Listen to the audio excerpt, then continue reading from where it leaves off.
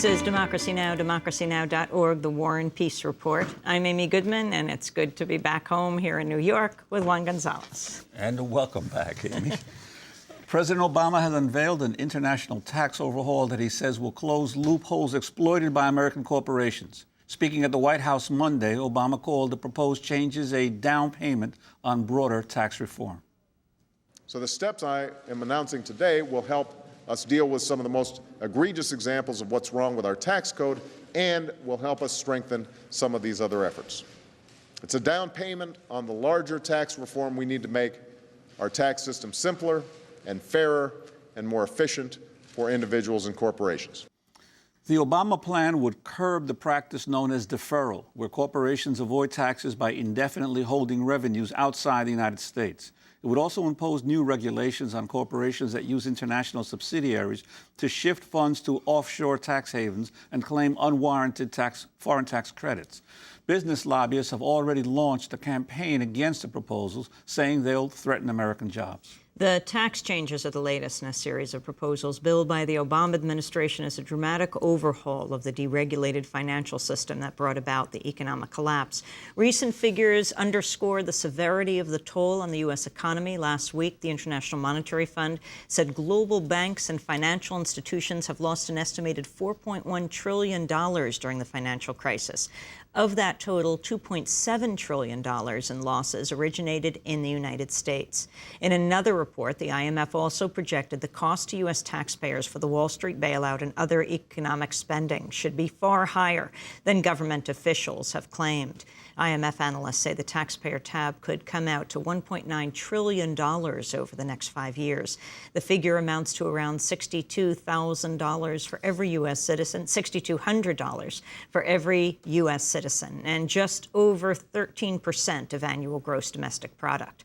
We're joined right now in the Firehouse studio by William Greider, veteran journalist with a career spanning over 4 decades, national affairs correspondent at The Nation magazine, author of several books, including his latest, Come Home, America, The Rise and Fall and Redeeming Promise of Our Country. Welcome to Democracy Now! Thanks, Amy. Thank you. How did this happen, the economic crisis? I think it was like a series of big waves coming at this country for really 20-plus years, some of which I wrote about, rather forlornly trying to say, do you know what's happening to us? And those waves were ignored and in many cases launched by what I call the governing elites, the people in power, not just government, but finance, business, Republicans and Democrats alike. And either out of blindness or a kind of craven unwillingness to deal with reality, those waves have crashed over us. And I'm talking about trade. I'm talking about the militarism that drives our spending and our adventures overseas. The weakening condition of the U.S. economy. And on top of that is a financial system that is wildly inflated in value, in power, and all those things. And here we are. I mean, all of that is now either crashing or subsiding. And you know, from my book, my belief is, and I feel it strongly, is that we're just at the beginning of a really long, hard passage in which Americans, like it or not, have to adjust to these new realities. And I'm an American-born optimist. I think that can actually be good, not just for the world at large, but for our country in the long run, if we face reality. And if we keep denying reality, it will get harder and harder. You've called the way that President Obama responds to the current crisis the great moral test of his administration, not merely an economic test. Why a moral test? Well, because in the financial sphere, which is where the big bucks have been flowing, he is rewarding the people who caused this.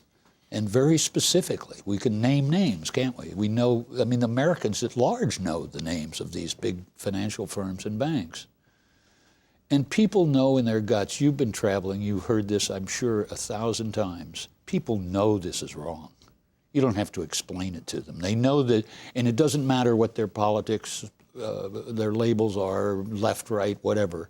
People everywhere know it's wrong to reward the malefactors who caused this catastrophe, and at the same time, be less ardent about doing something for people all across America who are really in desperate times. You know, it's interesting. When I was getting ready for work this morning and watching television, the networks, one of the pundits was saying, you know, things are doing much better now. Goldman Sachs is really doing better.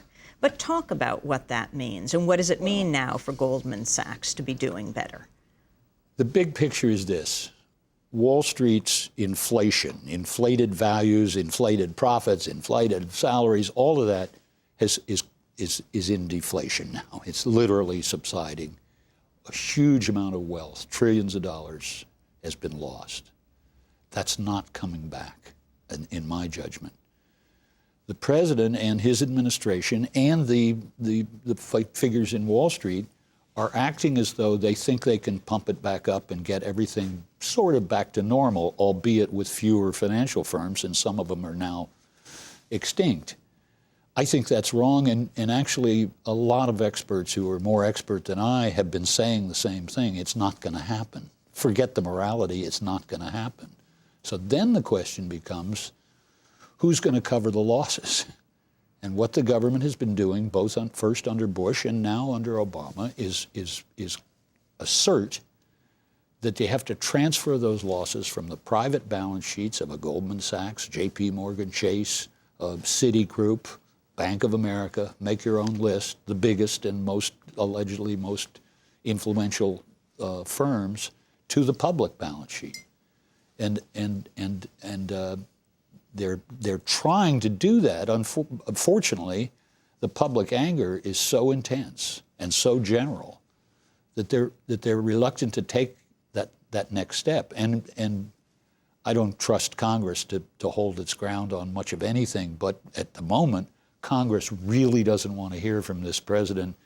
Give us another couple $100 billion, because we've still got to make these balance sheets of these private firms whole.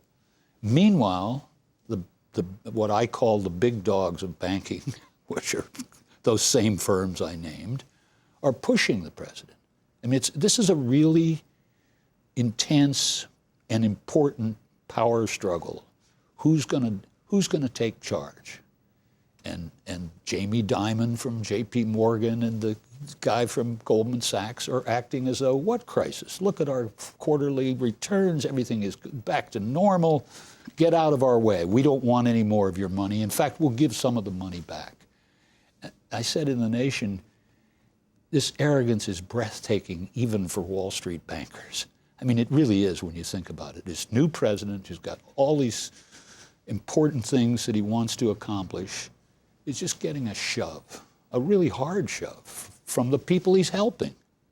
And he is being tested by this moment, because it seems to me if he doesn't respond to that and stand up to them and assert the government's emergency powers, then every other power center will take his measure and decide they can have this guy. Well, this week, the administration has to announce the results of its stress tests on the 19 biggest banks deemed too big to fail.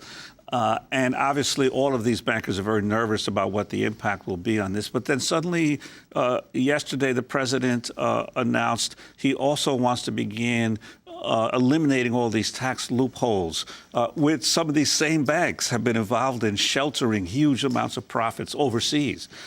Your sense of whether this is part of this battle where he's put out a pawn or a rook saying, hey, I'm going after your offshore taxes at the same time that I'm trying to figure out a way to